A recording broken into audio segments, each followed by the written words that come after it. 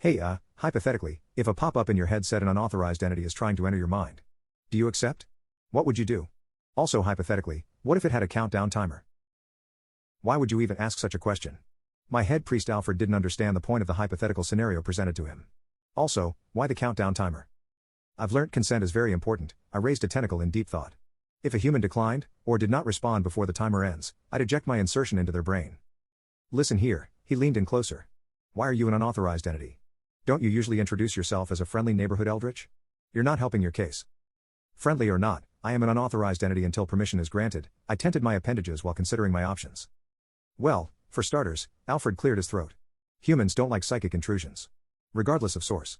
But yes, Lord Elvari, a warning would be a polite thing to add. Weird, but polite. Good, I want some of these meek bags to know I have manners.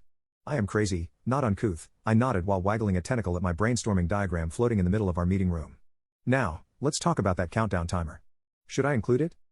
He paused, scratching his beard. A countdown timer creates a sense of urgency. Some might panic. Others might delay it until it is too late. Interesting. I smiled. How about 5 seconds? And I add a smiling emoji so they don't panic? 5 seconds? What is this? Some QTE minigame? Alfred was incensed. Are you playing with people's minds?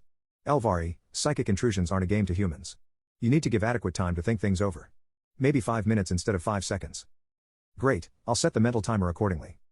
You're really doing this shit? His skepticism bled out into his weary tone. Look, if your objective is to have more people accept you probing into their brains, reading their thoughts, flipping through their memories like a child at a used book garage sales, you could start with a little assurance. Oh, I get it, a metaphorical light bulb lit up in my head. Your brain shall not be eaten. Gray matter shall not exit your orifices, I swear upon my true name. That is totally not reassuring, Alfred sighed, slamming his palm into his face. I'd run and scream and lose my head. Humans, so fickle, it was my turn to sigh as I slithered off my chair. So hard to please. Consent, not easy to obtain. What if I had a checkbox to opt out of the timer? Make it optional? That's kinda weird. Not the good kind either. I have a brilliant idea. I shot up with flailing tentacles in the air. I could roll out a survey to find out what my humans of Innsmouth think. I'm not entirely a completely unknown foreign invader into their brains.